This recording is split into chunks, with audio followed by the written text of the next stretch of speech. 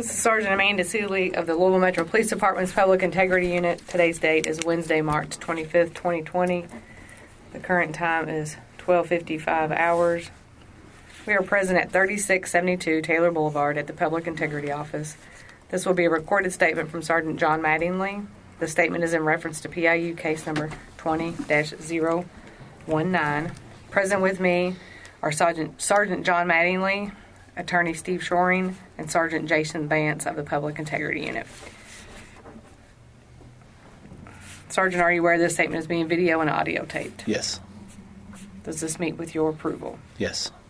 Please state your full name and spell your last name. Jonathan Mattingly, Mattingoy, What is your code number? 2465. Where are you currently assigned? The CID Interdiction Squad. How long have you been with that unit? Up in that narcotics before they changed it or since they've changed it? Either. Been up in narcotics since November 2016. And how long have you been on the department? Since June of 2000. Almost 20 years. Yeah. Are you under the influence of alcohol, drugs, or any other intoxicants at this time? No. Are you taking any kind of medication that would affect your judgment or ability to think clearly? No. The next 4 questions are going to be in reference to the actual incident night on March the 13th at Springfield Drive about your uniform and treatment. Did you sustain any injuries during this situation? Yes. Please describe. Sustained a gunshot wound to the upper left thigh, and it tore through the femoral artery and exited out the back of the leg.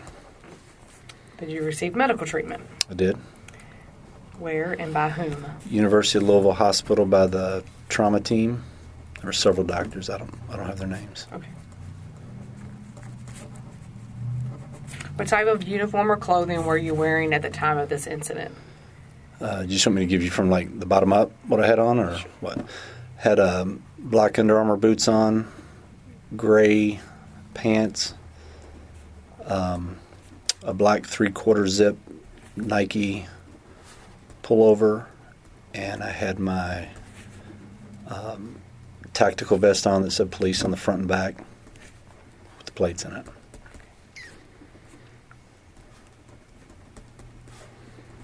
Do you have the same uniform or clothing on right now? No. Because of the statutory requirements of KRS 67C326, I am obligated to advise you of your constitutional rights prior to making any further questions. Okay. And this is the rights waiver. I'll read over this. I'm just putting the time or the place. 3672 Taylor Boulevard. 325. While she's doing that, I'm going to just kind of mention something to you, Steve. We actually changed the KRS that we're referencing. It was 15. Yeah, it's not 15520 more. It's because Louisville's a first-class city. Okay. And once it was brought to our attention, we just changed it. No But big deal. it's There's the the same number privileges. Doesn't matter. Okay. Same rights waiver, yeah. Before we can ask you any questions, you must understand your right. You have the right to remain silent. Anything you say can and will be against you in a court of law. You have the right to talk to a lawyer prior to any questioning or making of any statements, and you have him present with you while you're being questioned. If you cannot afford to hire a lawyer, one will be appointed by the court to represent you before questioning, if you desire one. You may stop the questioning or making of any statements at any time by refusing to answer further or by requesting to consult with an attorney prior to continuing with questioning or the making of any statements.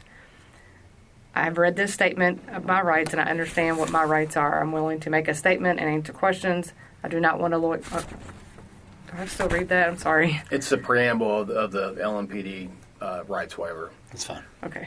I understand and know what I'm doing. No promises or threats have been made to me, and no pressure or coercion of any kind have been used against me. I felt like he should have been reading that. And all that says is that basically that you're 1259. you're agreeing to those terms. Yes. That's Steve signing house, like I said. Thank you.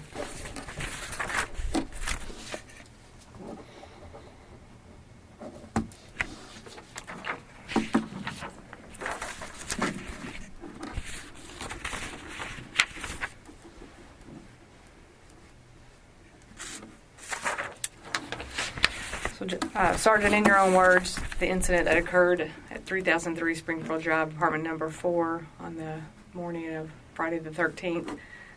Give me your words of what happened and Okay. your involvement. All right, we were executing a search warrant for one of the other units up in CID. I think it's place-based.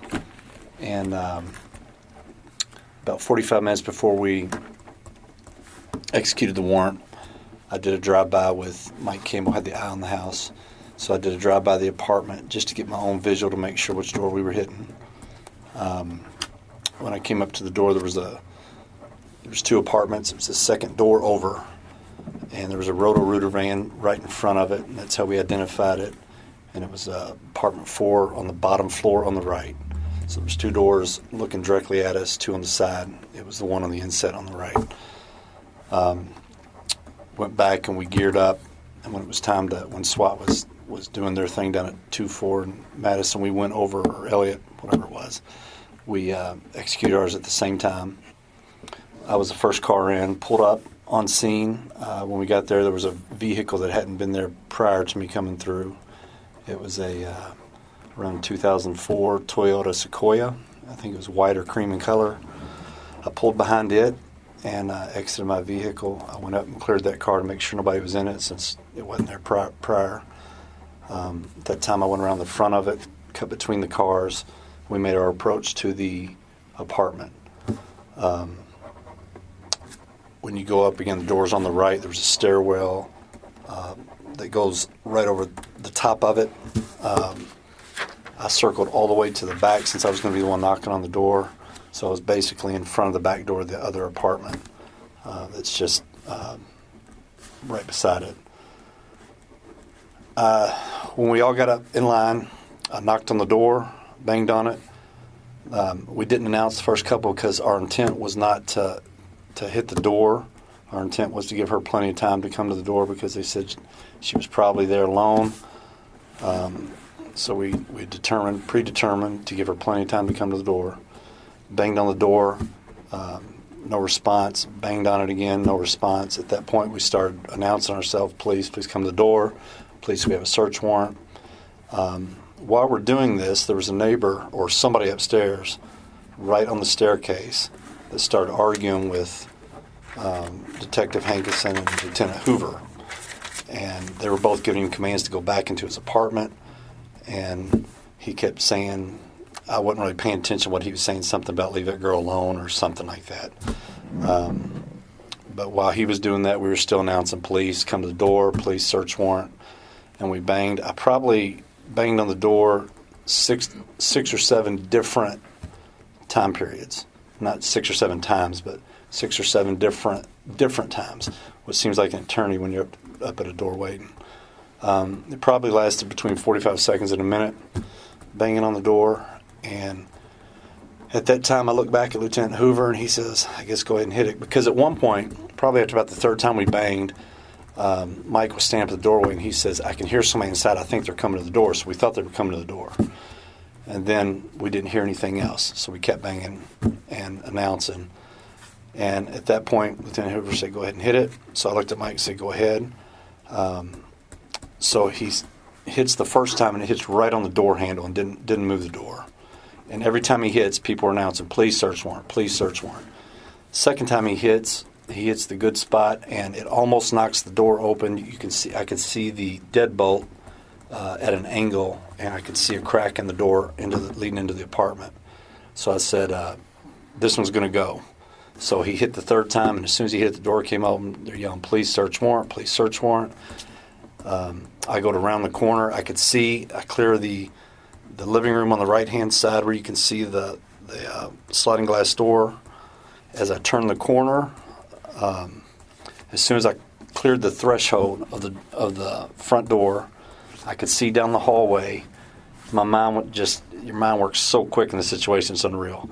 Because as soon as I cleared it, I'm face on about probably 20 feet away, right down the hallway. There's a bedroom door on the right, and there's the male and a female. The male's closest to the door, so he's to my right. And as I turn the doorway, he's in a stretched out position with his hands with a gun, and as soon as I clear, he fires. Boom. And it was almost like at the shooting range where two things flip at the same time, and you got to shoot, no shoot. But I mean, they were like shoulder to shoulder. My mind's going, this ain't right. Something's off here, because all the doors I've made entry in, I've never seen this. And so I hit this corner, and it goes boom. And as soon as the shot hit, I could feel the heat in my leg. And so I just returned fire. I got 4 rounds off, and it was like simultaneous. It's boom, boom, boom, boom, boom.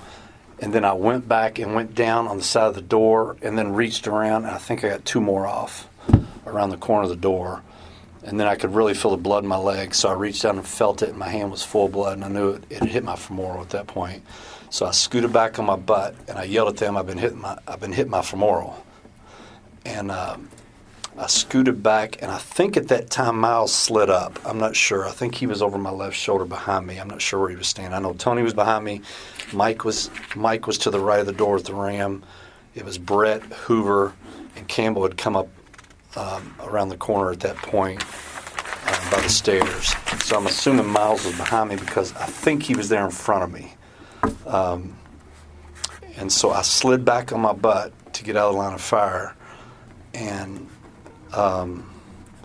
for a second I had let go of my gun, and I realized what I did, so I reached out and grabbed my gun and pulled it back, and I was like, I can't stay here. So I stood up, and I hobbled out across in front of the door and went to where the curb is, where you step off in between the cars. And I guess Mike Campbell had stumbled, and I think he stepped back when the shots fired, I'm assuming, and fell off the curb. Because when I went to go through the cars, I looked down and was like, what? My mind's going, why are you on the ground? Then I tripped over him or fell off the curb or something. At that point, I holstered my gun and scooted to the edge of the car, and then Hoover came up and grabbed my vest from behind and pulled me. Now, is that as far as y'all need, since that was the contact with the suspect, or do you need further? No, we need the whole thing. I do remember when I went on the ground, I don't remember any, right there in that doorway, in the breezeway, I don't really remember shots fired because I remember I was thinking this. I was putting pressure on this, and I got to get that way. But I do remember when I tripped, by the time I went out and I stepped off the curb and tripped over him, I remember as soon as I hit the ground and holstered, I could hear all of a sudden boom, boom, boom, boom, boom, boom, several shots at that point, it seemed like then. And my mind could be playing tricks on me, but I'm sure it was then when I hit the ground because I was still by myself. And then as I scooted out, Hoover grabbed me, and it seemed like I got quiet after that. We get to the edge, and I said, man, I've been hitting my femoral. I need a tourniquet. And so Hoover said, I don't have one. He grabbed his belt, and he put it on it, and he squeezed it. And I remember reaching out and said, it's not tight enough. I need a tourniquet. And about that time, Tony James shows up, and kind of going back and forth, and he comes with one. He ended up having on his vest.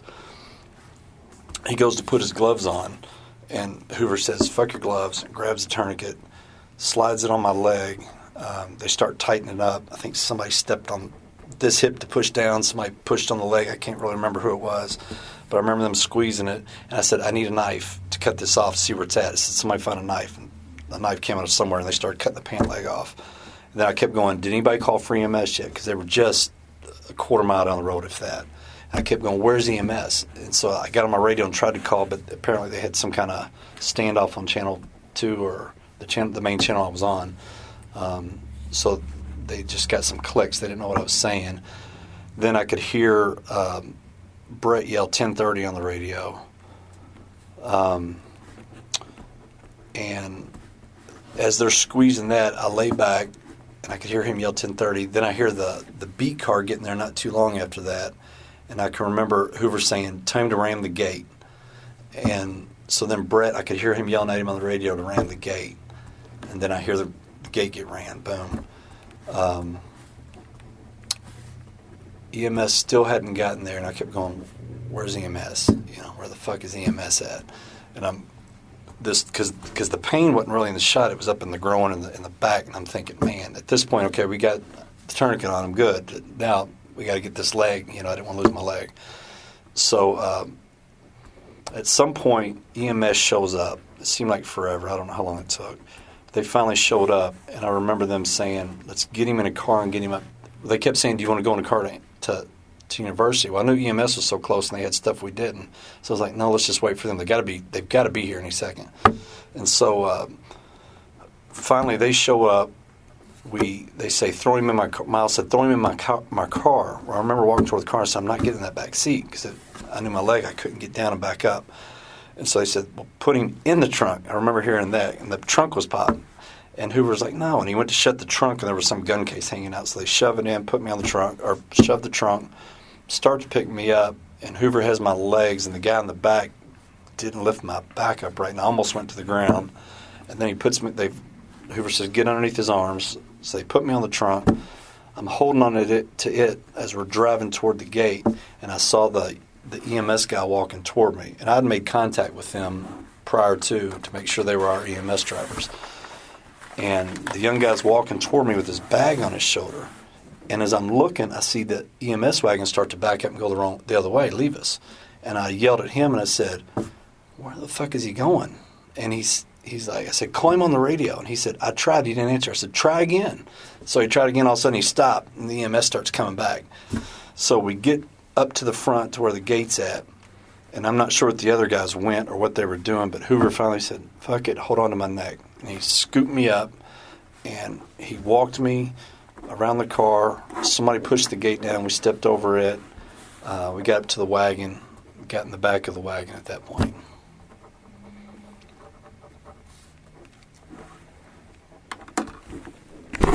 We've got a couple photos of the scene. Okay. Just kind of use as reference.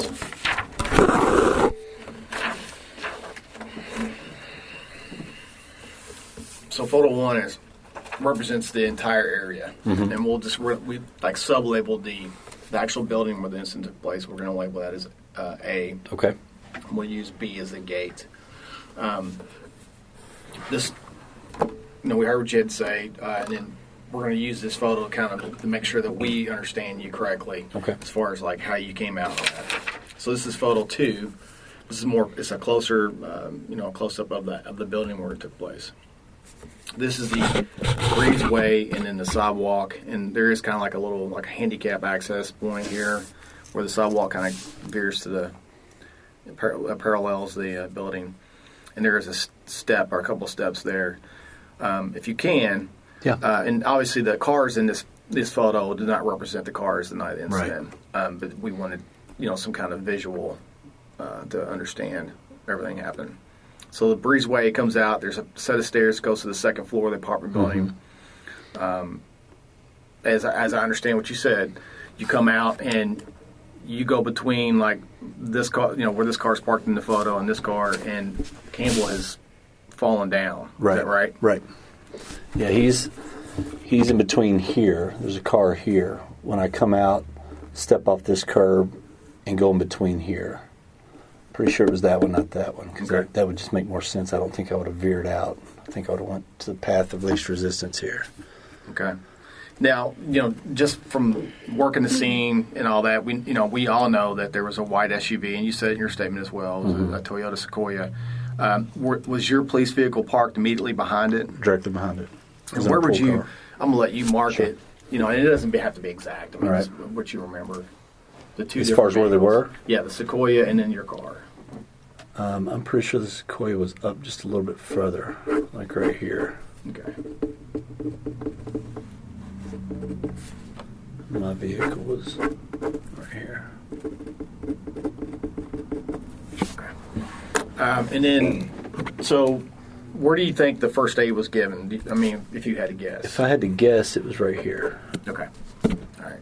And at some point, the vehicle they used, you talked about. No, I'm sorry. It may have been right. I know I came through the car and he drugged me somewhere. I just can't remember if we went on this side or this side. I think it was out here. Okay. Yeah, because then Miles's car pulled up here. Right. Yeah. And that's right. You remember what kind of car that was? His? Mm-hmm. An Impala? No, a Max. Not a Maxima, the one below it. Altima. Nissan Altima. Yeah. So they used that car to put you on the back, on top of the deck lid. Right. And to kind of like help you instead of carrying you. Right, so it carried me that far. Right. Because it's, as you can see in this first photo, I mean, it's a pretty good haul. Yeah. It wouldn't be very efficient for someone to carry it. Yeah. That's what I'm getting at. So, and I held on to the black, there's like a radio antenna, but it's a black flat one. I held on to that. I remember that. Okay, so they evacuate you to this gate here in the photo. Correct. And at that point, as you said in your statement, Lieutenant Hoover had requested patrol to ram the gate to open it. Correct. Because it kind of separated the property. Yeah, he was trying to get EMS in here because he knew, he probably assumed at that point they would get confused if they came down and realized it doesn't match and you have to come all the way around. Right, and it's an obvious, the most efficient way to evacuate an injured person. Yes. Okay. Correct. So they get you to the gate, and then they shuttle you into the ambulance at some point. I know there was some confusion, communication issue between you guys and the EMS personnel, and then you're transported to the hospital. I don't have a street view of the actual, the front of the apartment, just because of this gate, the location of this gate. Google they don't have a street view of this location. They only have over, the aerial views of it. Right. So to go back to when prior to you guys, trying to make entry, is that you stated that, you guys knocked on the door, and your whole intentions is just to get the occupant or occupants of the house to come to the door. Correct. Now, what kind of information, if any at all, were you guys given in the pre-operational briefing? We were told that the target, their main target, the male, had packages sent to this location in her name. She possibly held dope for him, received the packages, and held his money.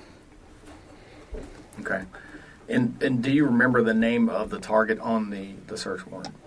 Not offhand, no. Because it wasn't a search warrant that you or the people, your personnel that are assigned to you. Right. We didn't write it. We didn't do any of the investigation. We did none of the background. And you guys were only there to assist. You got multiple units within CID were trying to serve multiple warrants. Right. It was a heavy manpower intensive operation, and they just needed bodies.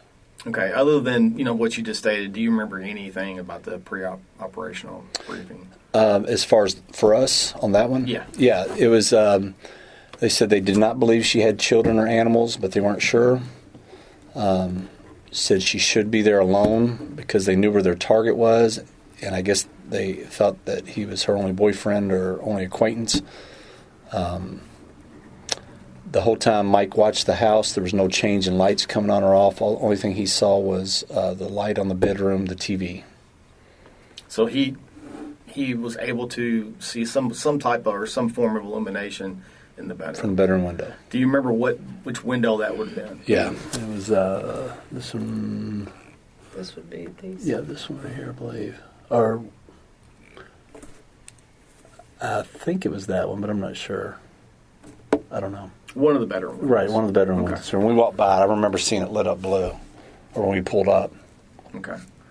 Do you know what time Mike started? I have no idea. When we briefed, he was already on scene. We briefed at 10 o'clock. Okay. We didn't hit it till 12:40, 12:35.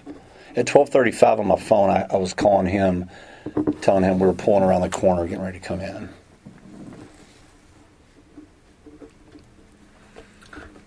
And Detective Campbell knew that it was apartment 4. He was given all the information. Correct. Okay.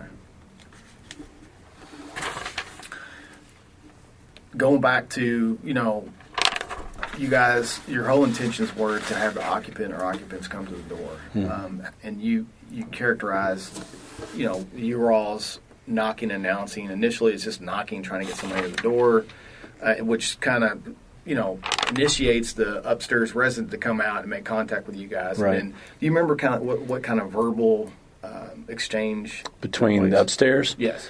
I remember when he first popped out, Lieutenant Hoover kind of came to I don't know if it was a low ready or kind of a up because they didn't know who was approaching them. And I remember Brett extending his gun saying, "Get back in your apartment, get back in your apartment." Brett was a little bit worked up.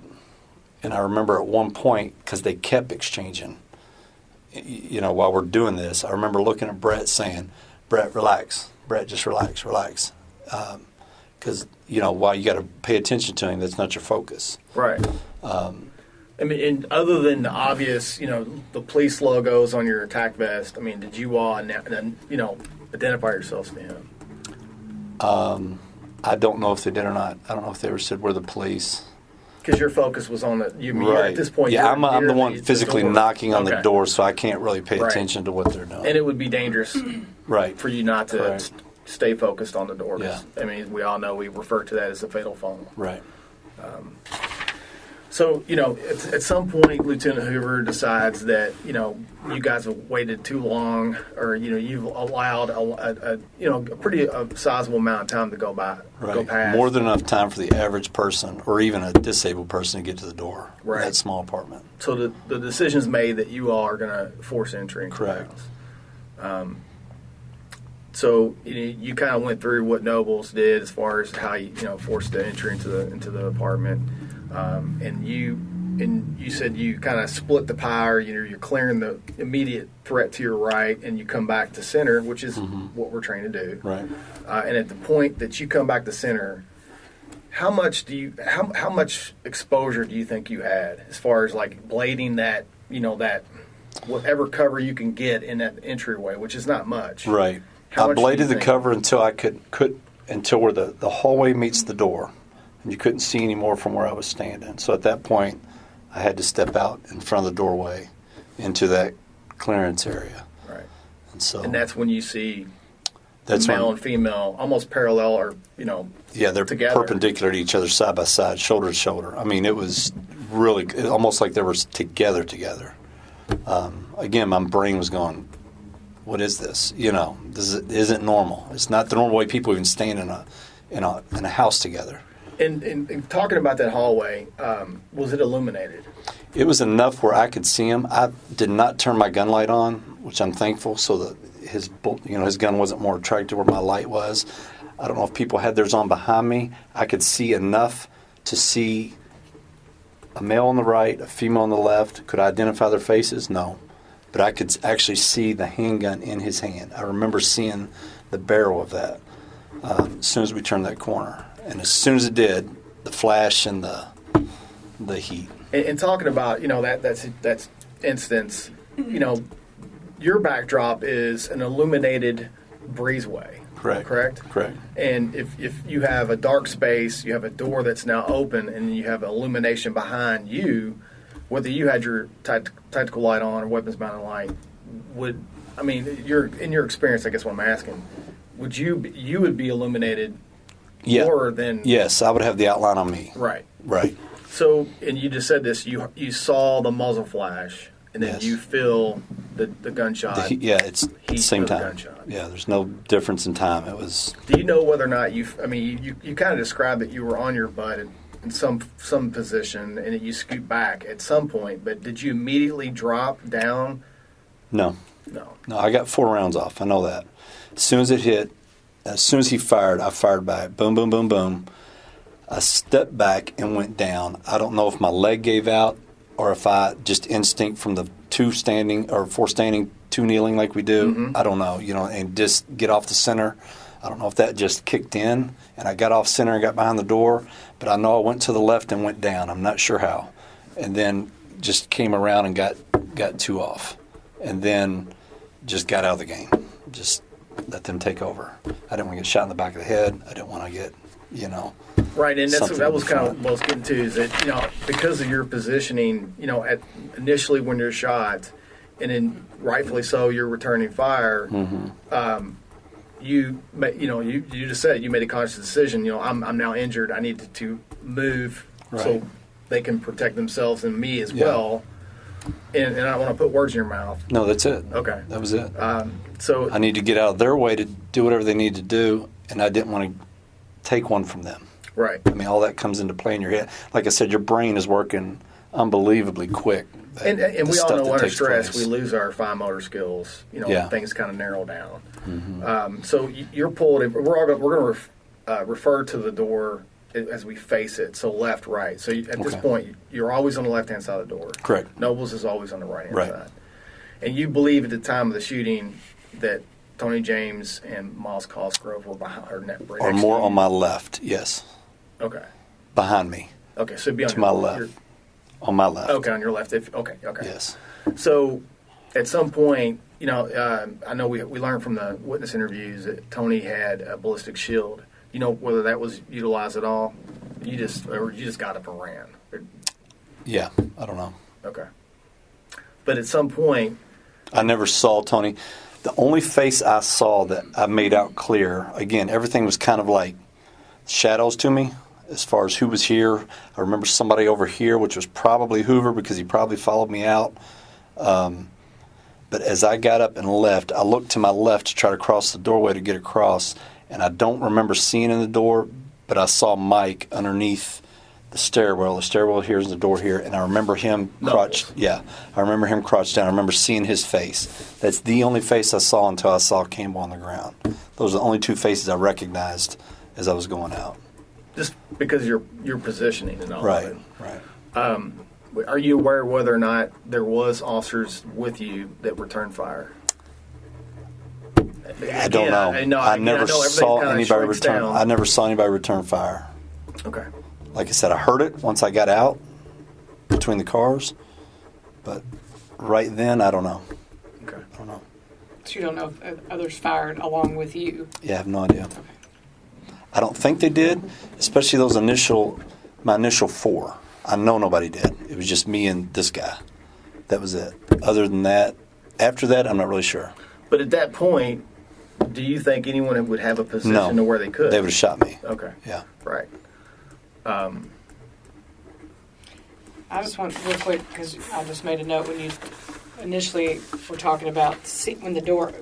So did the door come all the way off its hinges? It went fast and went from right to left. So it opened from left to right and opened all the way out. And It was wide bounced open. back. I don't remember it wide bouncing open. back. No.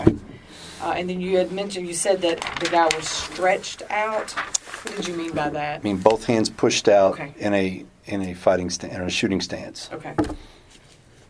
Do you remember the occupants, saying anything to you guys? Nothing. Okay. And when was it Mike that said he thought he heard Yes. some talking, but you couldn't make out what that was either? No. Okay. Not sure I even heard it. I think when he heard that, I was kind of addressing whatever this situation was going on upstairs between Brett and this guy. If you had to, would you characterize that verbal contact with that resident as He was something being- that kind of pulled kind of changed the tactics of the situation? It did. Because It pulled away from a lot of it, and he was being belligerent. I don't know why. I mean, I don't know if he was drunk or what, but he was being very hostile from the get-go. I mean, as soon as the contact was made, he was just arguing back when they were saying, just get in the apartment, just get in your apartment. But you never physically you never actually saw him? No, or, did okay. not. Because of the positioning where you were at. Right. You were I was beyond- underneath the overhang, Yeah. so I couldn't see it. Okay. You said you guys didn't initially announce. No, the first bang on the door did not announce. I think after that we did. I couldn't be sure for just a second, but again, there was probably 6 or 7 different contacts of multiple banging on the doors. And after that, each one of them had police come to the door, search warrant, police search warrant. And I even remember Brett, when he was arguing with this guy while we were knocking, going, police search warrant, police search warrant, police search warrant, police search warrant. I mean, he was repeating it. So the guy had to know we were the police. Because while he was that just clicked, while he was in contact with him and I'm banging, he's yelling that, police search warrant, over and over and over. So was Mike also knocking, or was it just you that did that? I was the only one knocked. The only one that was knocking. So was anyone else yelling police search warrant besides you and Yes. Yes, multiple people. Brett? Okay. Yeah. So kind of at the same time, Yeah. all the voices Just kind of kinda how carried it over each happens. other? Yeah. Okay. So in the pre-operational briefing, you guys just considered this location as, and I've heard this a couple times throughout this investigation, as a soft target, Right. based on the information that the lead had concerning the entire investigation. Correct. The organization of the drug trafficking ring. So that's what made that's what kind of made you all come up with the original. Hey, we're just going to knock, try to get her to the door. The most passive way into to serve the warrant. Right. So you were shot in your left leg, and your wallet. Where do you carry your wallet? Front left pocket. Yeah.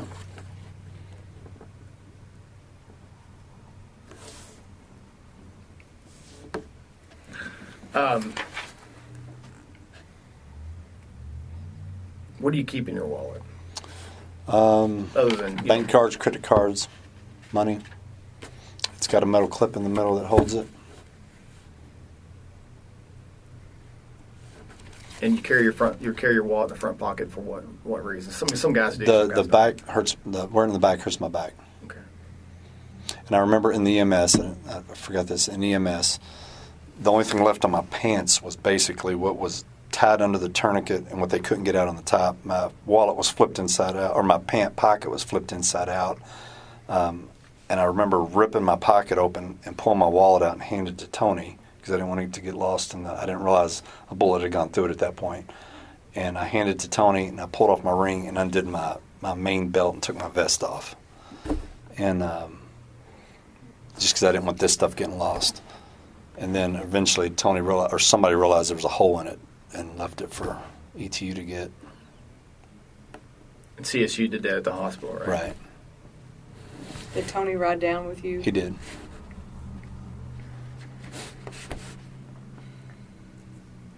So the guys from your group, the initial people were Tony James and Mike Nobles. Correct. Yeah. For my unit, yeah.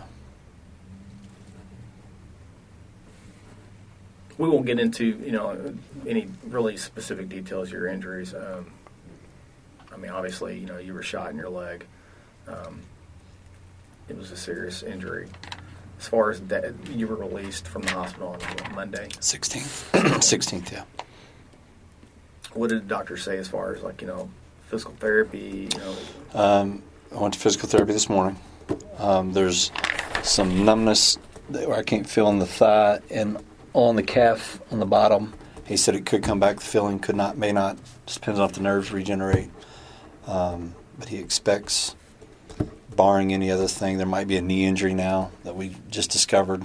Some ACL, MCL stuff.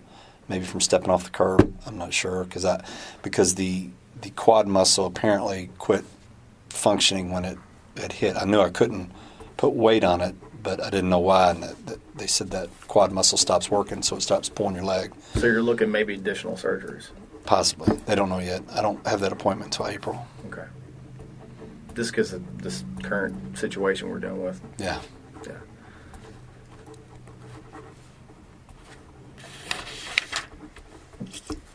Is there any questions we haven't asked you think's important for this? I don't think so.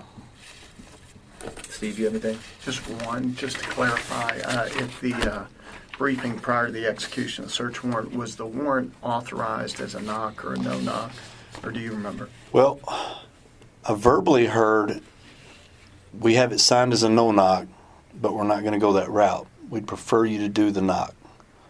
On the board, it was written no knock, knock and announce on ours. But just because they put knock and announce doesn't mean the warrant wasn't signed to no knock. We were told it was, Right. but they asked us to do it the other route. Gotcha. So that's what we did. That's all I've got. Do you know why they would have make it Had it different? signed and then changed? Don't know. Okay. And then prior to your, like when you guys arrived, when you guys set up your stack, is that something you guys kind of do the same as a group, or is it just position like how? It depends on what we have available to us. This breezeway was very small, and the best way to kind of go, when you go in and go left to right, you couldn't fit everybody on the left side, which is the best advantage because of the way the door swings open. You didn't want everybody exposed on the right. There was no room with the stairwell, so you just kind of fit in where you get, and then the rest are going to have to straggle in after on the right side. Okay. Would you describe it as it's a pretty, as far as the location goes? I mean, I know there wasn't supposed to be a threat there, that it was considered a soft location or soft target location. But as far as serving warrants, and you've got nearly 20 years of police experience, would you say that the positioning of that apartment made it extremely? It made it a little more difficult. It's not the most difficult I've done, but it was a tight squeeze to get with guys especially guys that maybe you don't do all your warrants with, to know what you're doing. But everybody fell in place where they were supposed to. So, but yeah, it wasn't ideal. It's important to note. I mean, who are the members in that group that report directly to you that you work with every day? Well, Mike Noble's the only one. Actually, Mike Nobles works with me every day. Tony James reports to me, but he's assigned to the Jefferson County Sheriff's Highway Interdiction, so we don't work together every day. So he had members of CID that you don't typically work every day together Right. with. But I mean, we're all expected to have the same tactics. I understand that, but also keep in mind it, and I know this from my experience, is that when you do things with others, you kind of know what that person's how they kind of maneuver through in these situations. Right, and the guys did a great job after the fact, so I don't want to, Right. say anything negative about that. Is there anything you want to state for the record before we end? No. Is everything you told me the truth to the best of your knowledge? Yes. Conclude the statement. Time is 13:36.